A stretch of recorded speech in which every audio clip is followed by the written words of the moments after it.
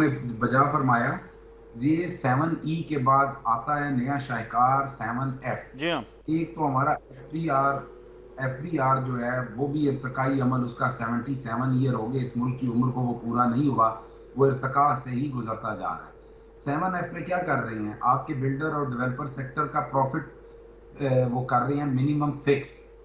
यार आपको ये क्यों नहीं समझ आती खुदा के बंदो कि आप ये लॉ बना देते हैं एक स्पेसिफिक क्लास ऑफ पर्सन के लिए, तो ठीक आप है। क्यों नहीं वो चुन लेते क्लास ऑफ पर्सन कि जिसको नोटिफाई कर दें कि ये 500 यूनिट्स हैं जिनके लिए हमने ये लॉ लेके आए हैं। आप मुश्किल पैदा कर देते हैं पूरे पाकिस्तान के लिए।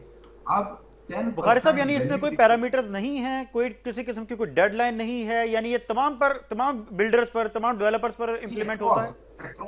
अक्रॉस द बोर्ड ये अप्लाई कर दिया अच्छा। है। इसकी एक्सेप्शन एक छोटी सी एक्सेप्शन है, उस हद ठीक तक है। है। बाकी हर बिल्डर के ऊपर वो ख्वाह पूरे साल में एक घर बनाएगा उस पर ये अप्लाई करेगा। अच्छा अच्छा। बिल्कुल दुरुस्त है। पहले आप अपना ऑडिट का निजाम तो ठीक कर लें, ठीक है। पहले आप अपने ऑडिट के सिस्टम को ठीक कर लें, तो आपको इस तरह की लेजिस्लेशन की जरूरत ही ना पड़े। हम्म। आप 10 की बजाय 20% प्रॉफिट उनसे लें, टैक्स 20% पे टैक्स लें, 30% पे ले लें। आपको क्यों जरूरत पड़ जाती है मिनिमम स्लैब फिक्स करने की, और उस तरफ आप अपने घुटने टेक देते हैं। अब ये जो लेजिस्लेशन है ये मेरे करीब ओवर लेजिस्लेशन है। ठीक है। आपका अगर एक सेक्टर जो कंस्ट्रक्शन सेक्टर है वो फ्लरिश कर रहा है, आप उसका ऑडिट का निजाम बेहतर करें।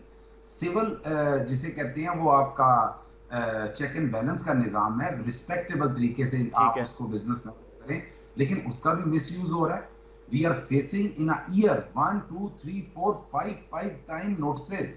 हम्म। कभी आप मशरिक से नोटिस आ रहा है, कभी मगरिब से आ रहा है, कभी जनूब से, कभी शमाल से। यानी बिजनेसमैन को बिजनेस नहीं करने दिया जा रहा। आप कंपोजिट एक निजाम बनाएं ऑडिट का, वंस इन अ ईयर आप ऑडिट करें, और उसके बाद लोगों को जो टैक्स लगता है वो टैक्स उनको कन्फ्रंट कराएं, उन्हें मौका दें। वो अपील करना चाहते हैं अपील करें, अपील की भी लिमिटेशन कंट्रोल करें। और सबसे बड़ी बात, जी। ये 7F लगा देते हैं आप, 7E लगा देते हैं, 7B लगा देते हैं।